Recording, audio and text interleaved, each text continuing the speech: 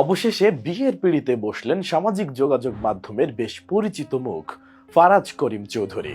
23 ফেব্রুয়ারি শুক্রবার ঢাকার মসজিদে গাউসুল আজমে ইসলামিক শরিয়া অনুযায়ী আকদ সম্পন্ন করেন তিনি। এরপর থেকে এখনো এই বিয়ে নিয়ে সোশ্যাল মিডিয়ায় ব্যাপক আলোচনা চলছে।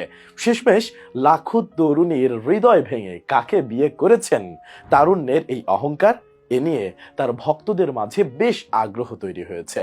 তবে শেষ পর্যন্ত ফারাজ করিম চৌধুরীর পাত্রী সম্পর্কে জানা গেছে কনের নাম আফিফা আলম। ঢাকায় ও লেভেল এবং এ লেভেলে অধ্যয়ন শেষে বর্তমানে রাজধানীর নর্থ সাউথ বিশ্ববিদ্যালয়ে আর্কিটেকচার বিষয়ে লেখাপড়া করছেন তিনি। আফিফার জন্ম 1998 সালের 26 ডিসেম্বর রংপুর মিঠাপুকুরের একটি সাধারণ শিক্ষিত পরিবারে। ছোটবেলা থেকে মানুষের বিপদে পাশে দাঁড়ানো এই তরুণকে ঘিরে দেশবাসীর কৌতূহলের যেন শেষ নেই।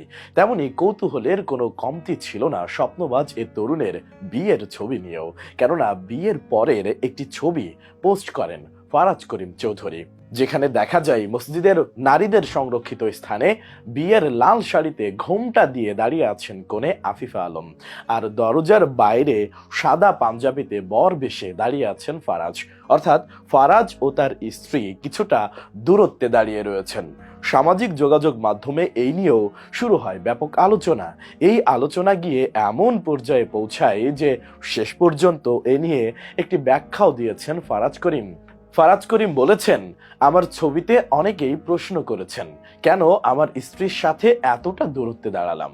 কারণ হলো মসজিদের সম্মানিত ইমাম সাহেব পরিষ্কারভাবে বলেছেন মসজিদের ছেলে এবং মেয়ে একত্রে দাঁড়ানোর কোনো সুযোগ নেই। মহিলারা মহিলাদের জন্য নির্ধারিত স্থানে থাকবে এবং ছেলেরা মসজিদের মূল অংশে থাকবে।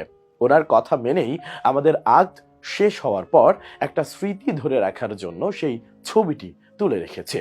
এর আগে বিয়ে প্রসঙ্গে ফারাজ নিজের দেয়া এক সাক্ষাৎকারে বলেছিলেন সাদামাটা ভাবে মসজিদের শরিয়া অনুযায়ী আকদের মাধ্যমে বিয়ের কার্যক্রম সম্পন্ন করবেন।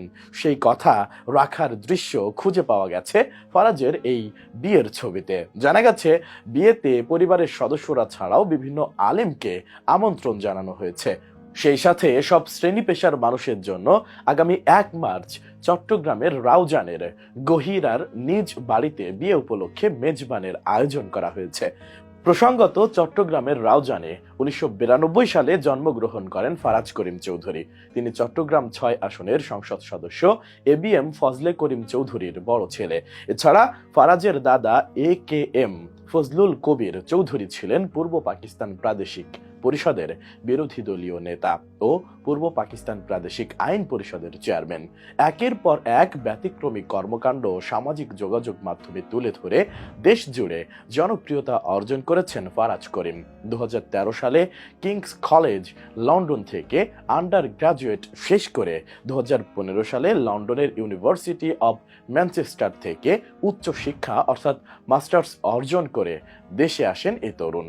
তখন থেকেই বিভিন্ন সামাজিক ও মানবিক কর্মকাণ্ডে অংশ নিয়ে বেশ পরিচিতি পান তিনি।